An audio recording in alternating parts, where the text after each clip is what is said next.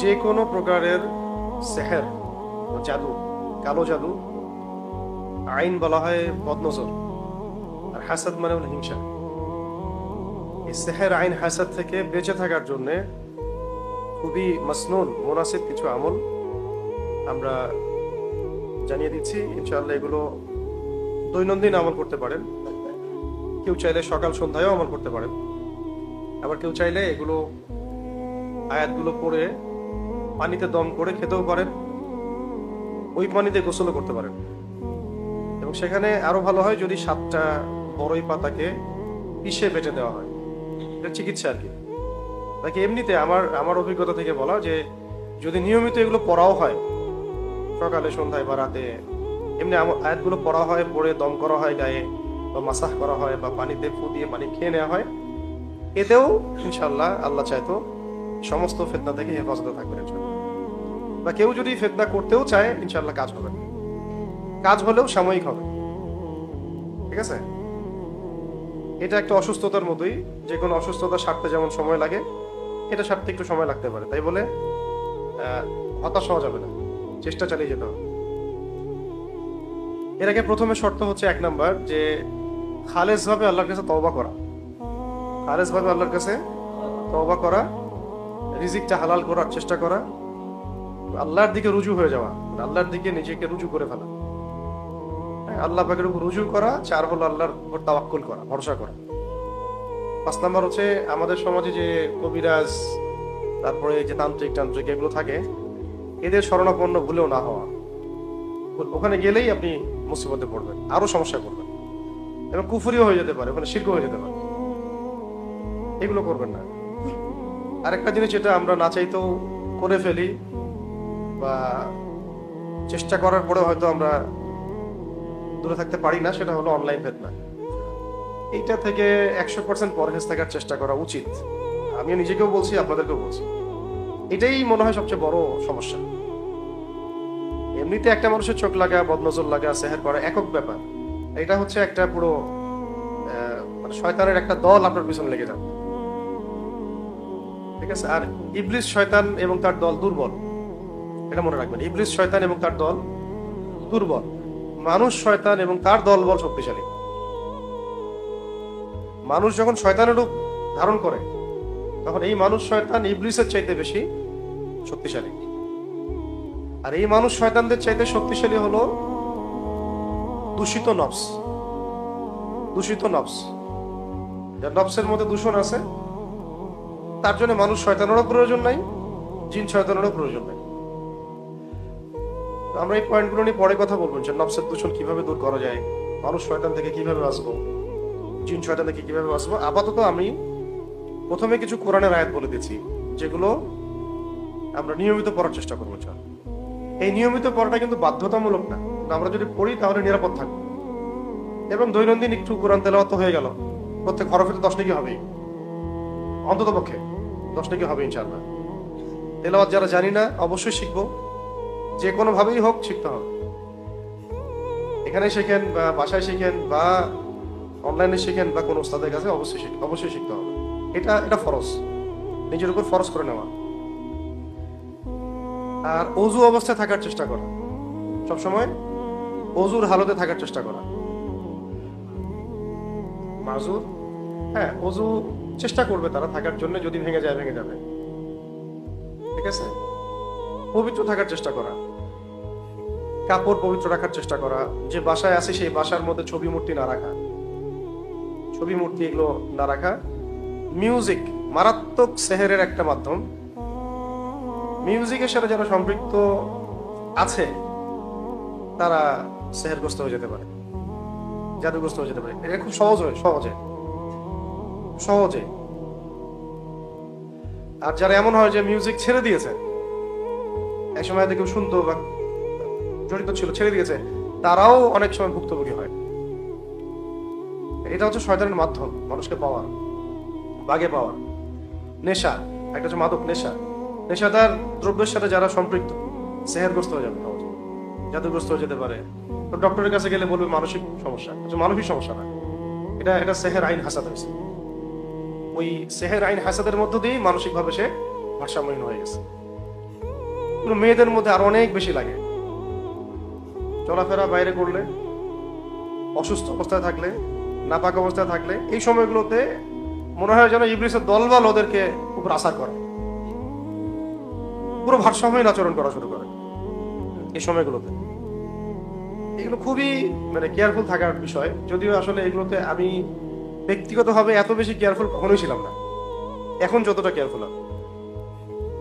এর আগেও বহুবার আমি এসবের শিকার হয়েছি।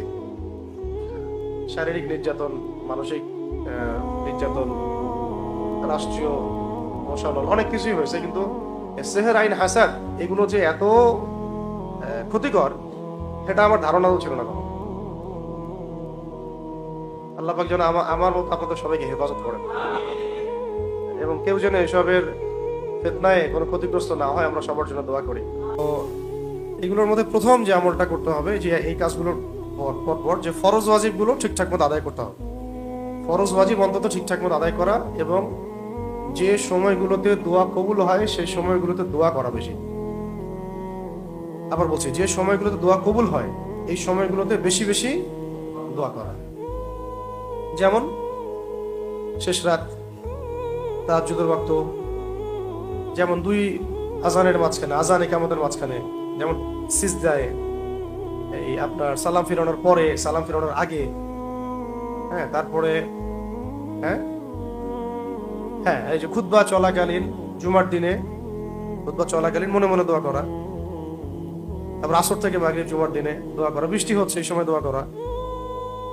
তারপরে ধরেন যে আপনি মুসাফির হালতে দোয়া কবুল হয়। এরকম বহু সময় আছে। রোজা রাখা অবস্থায়, ইফতারির আগে, এই সময়গুলো তো আমরা জানি, একটু ঘাটাঘাটি করলেই বুঝতে পারবেন। এগুলো জেনে নিয়ে বেশি বেশি আল্লাহ পাকের কাছে দোয়া করা। আর যেটা বললাম যে কোরআন তেলাওয়াতটা তো অবশ্যই করব, ফরজ ওয়াজিব এরকম পাবন থাকা। মহিলাদের ক্ষেত্রে পর্দার ব্যাপারটা খুব জোরালো ভাবে দেখা আর কি।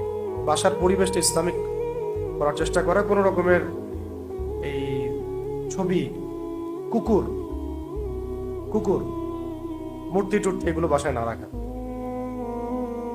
বাসা, হ্যাঁ, এগুলো না রাখা, সাফ সুতরা রাখতে হবে বাসা, সাফ সুতরা। বাসায় জিন চালান করে দেয় মানুষ বাসায় জিন চালান করে দেয় অনেক সময়।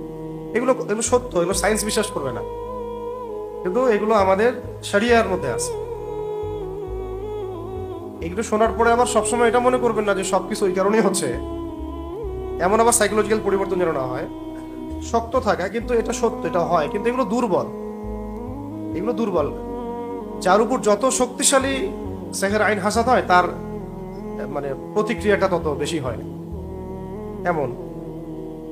আর এগুলোতে ইহুদিরা খুব পারদর্শী, এই তান্ত্রিকরা বেশিরভাগই বিধর্মী, খ্রিস্টান, বৌদ্ধ, তারপরে হিন্দু, এরা এগুলো বেশি করে।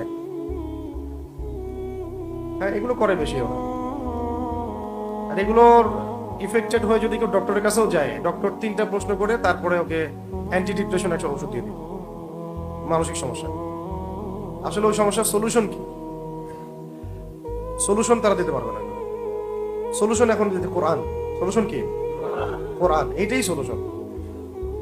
আর দোয়াগুলো সিজদা হালতে করাও খুব ভালো, এই সময় বেশি দোয়া কবুল হয়। আর দিনের একটা অংশে দোয়ার জন্য নিজেকে খালিজ করে নিতে হবে, যে এই সময়টাতে আমি দোয়া করবো। শুধু শেষ রাত হতে পারে, ফজরের পর হতে পারে, ইশরাকের আগে হতে পারে। যত দোয়া আল্লাহ পাকের কাছে হাত তুলে দোয়া করা। আর আমি সবচেয়ে বেশি উপকৃত হয়েছি ওমরাহ এর মধ্য দিয়ে। ওমরাহ সফর এবং বাইতুল্লাহ জিয়ারত, তাওয়াফ, সাই এবং বাইতুল্লাহ ধরে দোয়া করে, দোয়া কবুলের জায়গাগুলোতে দোয়া করলে আমার কাছে এমন মনে হচ্ছিল যে দোয়া করার সাথে সাথেই আমি সুস্থ হয়ে গেছি। ঠিক আছে, এরকম একবার দুইবার না, আমাদের জীবনে বেশ কয়েকবার এমন ঘটনা ঘটেছে, কন্টিনিউয়াসলি ঘটতেই থাকে। যারাই অনলাইনে আসছে, মানুষের চোখের সামনে আসছে, উম্মার জন্য কিছু কাজ করতে চায় বা মানুষের কাছে পরিচিতি পেয়েছে, ভাইরাল হয়ে গেছে আর কি, তাদের এই সমস্যাগুলো হবে। এই জন্য যদি কেউ ইচ্ছা করে ভাইরাল হতে চায়, সে এই সমস্যা বেশি পড়বে। আর যে ভাইরাল হতে চায় না, লোকজন থেকে আড়াল হতে চায়, কিন্তু কোনোভাবে আল্লাহ পাক তার ব্যাপারটা উপস্থাপন করে দিচ্ছেন, দাওয়া, জিহাদ, তাবলীগ ইত্যাদি, তাকে আল্লাহ হেফাজত করবেন ইনশাআল্লাহ। ঠিক আছে? তো এই হেফাজত থাকার জন্য আল্লাহ রাব্বুল আলামিনের সাথে কানেকশনটা বেশি জরুরি। আর আল্লাহ পাকের কানেকশনের জন্য সবচেয়ে বড় মাধ্যম হচ্ছে নামাজ, তিলাওয়াত, দোয়া, জিকির। নামাজ, তিলাওয়াত, দোয়া এবং জিকির, ইস্তিগফার। তো প্রথমে আমি কিছু জিকিরই বলি। এক নম্বর হল লা হাওলা ওয়ালা কুওয়াতা ইল্লা বিল্লাহ। লা হাওলা ওয়ালা কুওয়াতা ইল্লা বিল্লাহ, এটা দৈনিক যতবার ইচ্ছা পড়েন, কোনো সংখ্যা নির্দিষ্ট নাই, যতবার ইচ্ছা পড়তে পারেন। 2 নম্বর হচ্ছে হাসবি আল্লাহ ওয়া নি'মাল ওয়াকিল। হাসবি আল্লাহ ওয়া নি'মাল ওয়াকিল, এর সাথে এটাও হতে পারে নি'মাল মাওলা ওয়া নি'মান নাসির। এরপরে আস্তাগফিরুল্লাহ ওয়া আতুবু ইলাইহি। আস্তাগফিরুল্লাহ ওয়া আতুবু ইলাইহি, এটাও পড়তে পারেন। আরেকটা হচ্ছে লা ইলাহা ইল্লা আনতা সুবহানাকা ইন্নী কুনতু মিনাজ জালিমিন। লা ইলাহা ইল্লা আনতা সুবহানাকা ইন্নী কুনতু মিনাজ জালিমিন, এটাও খুব গুরুত্বপূর্ণ। আরেকটা হলো 5 নাম্বার আল্লাহুম্মা সাল্লি আলা মুহাম্মাদ ওয়া সাল্লিম। আল্লাহুম্মা সাল্লি আলা মুহাম্মাদ ওয়া সাল্লিম, অথবা আল্লাহুম্মা সাল্লি ওয়া সাল্লিম আলা নবিয়িনা মুহাম্মাদ, অথবা চাইলে আপনি পুরো দরুদ শরীফও পড়তে পারেন। দরুদের আমলও খুব বাড়ায় দেওয়া। মাওলানা আব্দুল মালিক সাহেব একটা কথা বলতেন বা বলেছিলেন একদিন, অন্যদেরকেও বলেছেন, যে কোনো জটিল সমস্যা, জটিল কোনো হাজত, জটিল কোনো মাকসাদ, যেটা মনে হচ্ছে আপাত দৃষ্টিতে অসম্ভব, খুব কঠিন, অসম্ভব, এটার জন্য একটা আমল আছে। এই আমলটা খুব কম মানুষই করতে পারে, আমিও করতে পারি নাই জীবনেও। তো আমলটা জেনেছি, জানাই দিলাম আপনাদেরকে, যদি আপনারা পারেন তো করবেন। যে কোনো হাজত, হালাল বৈধ যে কোনো হাজত, মাকসাদ বা যে কোনো সমস্যা থেকে নিষ্কৃতি, কঠিন সিচুয়েশন থেকে বের হওয়া, এইগুলোর জন্য একটা আমল বলা হয়েছিল আমাকে একদিন। সেটা হলো 1000 রাকাত নামাজ পড়া। কত রাকাত? 4 করে হোক, 2 করে হোক, 1000 রাকাত নামাজের নিয়াত করে পড়তে থাকে। আমি 1000 রাকাত, 1000 রাকাত পড়তে হবে না। হয়তো কারো 50 রাকাতেই হাজত পূরণ হয়ে গেছে, কারো 100 রাকাতে হয়ে গেছে। আর যদি শয়তানি কোনো বিষয় হয়, শয়তান নিজেই বলবে বাবা নামাজ পড়িস না, তাও এটা নিয়ে নে। হ্যাঁ, কারণ শয়তান তো চাচ্ছে না যে সে আল্লাহর নৈকট্য পাক। এটা হচ্ছে ওই আয়াতের একটা ব্যাখ্যায় আসে, ওয়াস্তাঈনু বিস-সাবরি ওয়াস-সালাহ, তোমরা ধৈর্য এবং নামাজের মধ্য দিয়ে আল্লাহর সাহায্য চাও। 1000 না পারি, আমরা কিছু তো নিয়াত করতে পারি। 100 রাকাত পড়বো, হ্যাঁ, গ্যাপ দিয়ে হতে পারে। আমার সময় এমন হয় যে ঠিক আছে আমরা 50 জন মিলে 1000 রাকাত পড়ি, আসেন, এমনও হয় অনেক সময়, হতে পারে। তো এই আমলগুলো আছে, আরো বেশ কিছু আমল আছে। জি, বসেন।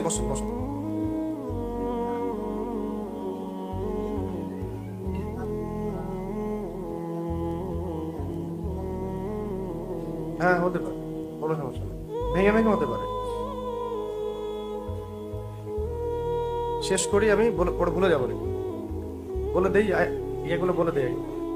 এগুলোর তো জিকিরগুলো বললাম। এখন লিখেন যে আমাদের কোরআনের আয়াত এবং সূরাগুলা কোনগুলা। 1 নাম্বার হচ্ছে সূরা ফাতিহা। 1 নাম্বার, এটা 1 বার পড়তে পারেন, 3 বার পড়তে পারেন, 7 বার পড়তে পারেন, যতবার ইচ্ছা। সূরা ফাতিহা খুবই উত্তম একটা শিফা, আরোগ্য। 2 নাম্বার হল সূরাতুল বাকারা এর শেষের 3 আয়াত। সূরা বাকারার শেষের 3 আয়াত। এরপরে আছে সূরা বাকারার আয়াত নাম্বার 254, 55, 56। 254, 255, 256, মানে আয়াতুল কুরসির আগের আয়াত, পরের আয়াত এবং মাঝখানে আয়াতুল কুরসি। এরপরে আছে সূরা আলে ইমরান এর শেষের 10 আয়াত। সূরা আলে ইমরান শেষের 10 আয়াত। এমনিতে সূরা বাকারার শেষের 3 আয়াত রাতের বেলা পড়া গুরুত্বপূর্ণ আমল, সারা রাতের ইবাদতের জন্য যথেষ্ট হয়। আর সূরা আলে ইমরানের শেষ 10 আয়াতও নবী সাল্লাল্লাহু আলাইহি ওয়াসাল্লাম রাতের বেলা পড়তেন।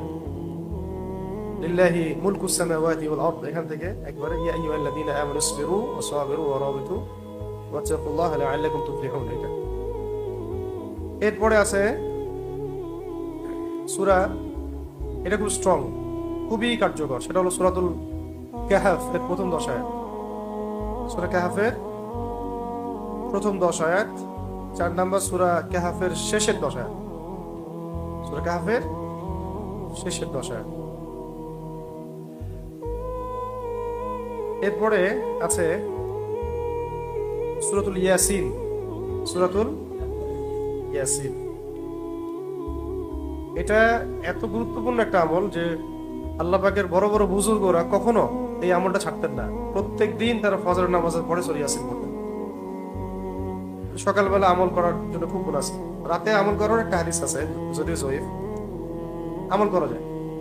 আমলের বিষয়গুলোতে জয়ীফ হাদিস আমলযোগ্য, বুঝতে পারছি কি? এগুলো আমলের ব্যাপার, এগুলো আমলই বিষয়, সেখানে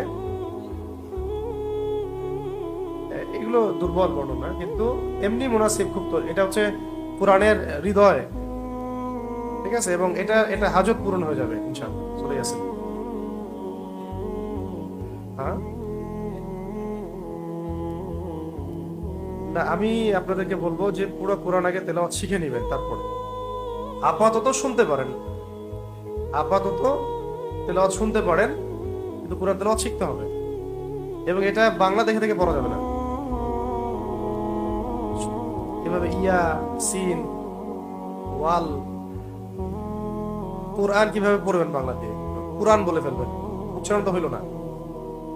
আলিফ লাম মিম এটাকে কিভাবে বাংলা দিয়ে লিখবেন যে যালিকাল কিতাবু লা রাইবা ফীহি, এটা তো হইল না উচ্চারণ। হবে উচ্চারণ? আরবি শিখতে হবে। আরবি শেখাটাকে, মানে আরবি শেখার কয়েকটা স্টেজ আছে। একটা তো আপনি আরবি সাহিত্যে পারদর্শী হয়ে যাচ্ছেন, আরবি ভাষায় পারদর্শী হয়ে যাচ্ছেন। একটা হলো কোরআনের ব্যাকরণ শিখছেন, কোরআনের তিলাওয়াত শিখছেন। অন্তত কোরআনের এই তিলাওয়াত শেখা এবং কোরআনের কিছু ব্যাকরণ শেখাটা নিজের উপর ফরজ করে নেন, নিজের উপর ফরজ করে নিতে হবে। এটা শিখতেই হবে, যে এভাবে হোক শিখতে হবে। তো এই যে বাংলাদেশে আমরা অনেক বড় বড় শব্দের দাওয়াত দিয়েছি পর্যন্ত, খেলাফা, শরিয়া, ইমারা, ইসলামী আইন শাসন, এটা ওইটা। তো সত্যি কথা বলতে এখন এই 10 বছর পরে এসে আমি বুঝতে পারতেছি যে এগুলো অনেক দূরের কথা, এগুলো অনেক দূরের পথ বাংলাদেশের জন্য। ইল্লা মাশাআল্লাহ, আল্লাহ চাইলে হইতে পারে, বাংলাদেশের জন্য এটা অনেক দূর কি বাদ মনে হচ্ছে। এখনো আমাদের তেলাওয়াতই সহি হচ্ছে না, বহু মানুষের, কোটি কোটি মানুষের নামাজই হচ্ছে না, কোটি কোটি মানুষের পড়তেইছে না। যাকাত নাই সমাজে, হ্যাঁ, আদব নাই। আদব যেটা থাকে ইসলামে, একটা আদব আখলাক। আমি তো দেখলাম যে সমাজে ম্যাক্সিমাম মানুষ তালাকেরই মাসালা জানে না, ওই সময় আমি খিলাফা কায়েম করতে যাচ্ছি। কি মুসিবত! যে সমাজে মানুষ একটা সিম্পল একটা মাসালা জানে না, ওযু, গোসল, নামাজের আহকাম, আরকান, এটা তো সিম্পল মাসালা। তো আমার এখন ভাইদের প্রতি নাসিহা যে বিয়ের আগে তালাকের মাসালা জানা দরকার, মানে বিয়ে করার আগে তালাকের মাসালাগুলো জেনে নিতে হবে, ঠিক আছে? কয়টা বলছে? একটা সূরা ফাতিহা বলেন তো আমাকে। সূরা বাকারার শেষের 3, সূরা আলে ইমরানের শেষের 10, কাহফের প্রথম 10, শেষের 10, সূরা ইয়াসিন। এবার লিখেন 6 নাম্বার, এটা 7 নাম্বার সূরা সফফাত লিখেন। সফফাত, সূরা সফফাত, দুটো সূরা আছে এমন, একটা সফ একটা সফফাত। এটা বলছে সফফাত, সূরা নাম্বার 37, 37। এই সূরার প্রথম 10 আয়াত, এই সূরার প্রথম 10 আয়াত। এরপরে লিখেন সূরা আর রহমান। সূরা আর রহমানের আয়াত নাম্বার হচ্ছে 34 নম্বর আয়াত থেকে শুরু করে 45 পর্যন্ত। কটা হয়েছে ভাইয়া? 8টা। সূরা কলাম, সূরা কলাম এর শেষের দুটো আয়াত, সূরা কলামের শেষের দুটো আয়াত। এবার লিখেন সূরাতুত তাহা 65 থেকে 70, 65 থেকে 70। এই যে বললাম সূরা তাহা 65 থেকে 70, এটা সেহেরের জন্য খাস, সেহেরের জন্য খাস আয়াত এটা। আর যেটা বললাম সূরা কলাম এর শেষে 2 আয়াত, এটা বদনজরের জন্য খাস। এবার যে আয়াতটা বলতেছি, আয়াতটা সম্পর্কে সাহাবী আব্দুল্লাহ বিন মাসউদ রাদিয়াল্লাহু আনহু, মানে এমন একটা অবস্থা ছিল যে এক মারাত্মক অসুস্থ ব্যক্তি এই ধরনের সমস্যায় পাগলের মতো আচরণ করতেছে, আর কানের কাছে গিয়ে তিনি আয়াতগুলো পড়ে ফু দিয়েছিলেন, সাথে সাথে সে ব্যক্তি ভালো হয়ে গেছে।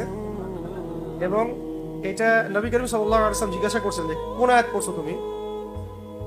আব্দুল্লাহ বিন মাসউদ রাদিয়াল্লাহু আনহু বলছেন যে আমি এই আয়াতগুলো পড়ছি ইয়া রাসূলুল্লাহ। তখন তখন তখন নবী করিম সাল্লাল্লাহু আলাইহি ওয়াসাল্লাম বলেছিলেন যে তুমি যে আয়াতগুলো পড়েছো, এই আয়াতগুলো যদি ইয়াকিনের সাথে পড়ে পাহাড়কে আদেশ করা হয় এখান থেকে সরে যাও, পাহাড়ও সরে যাবে।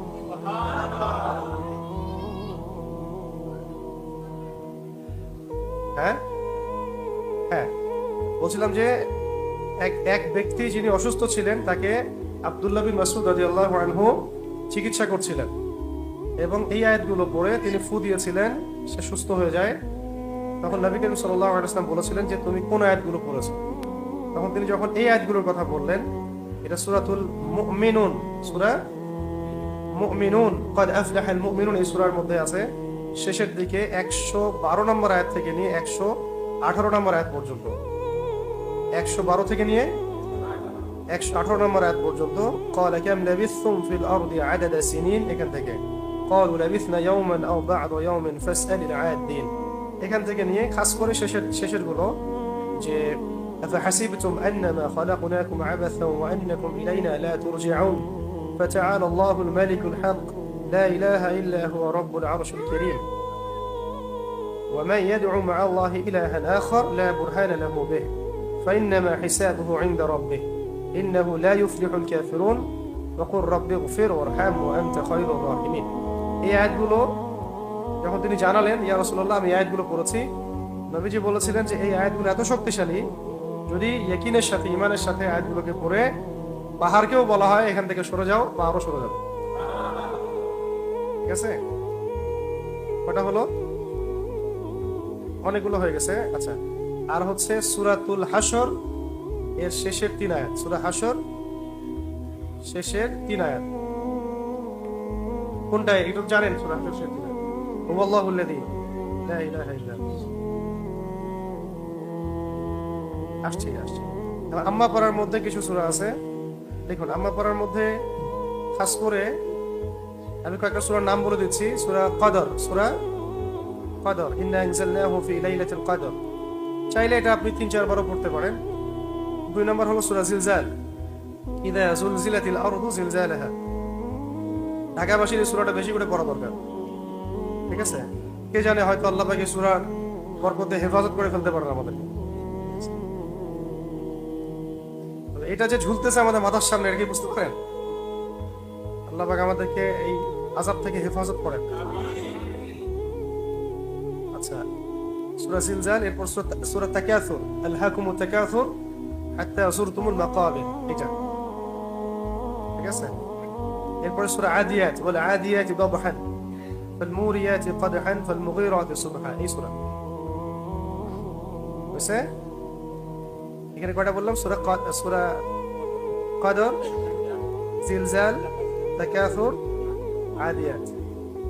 সূরা আলাম নাশরাহ লাকা সাদরাক, সূরা আলাম নাশরাহ লাকা সাদরাক, এবং সূরা ফিল, আলাম তারা কাইফা ফাআলা রাব্বুকা বিআসহাবিল,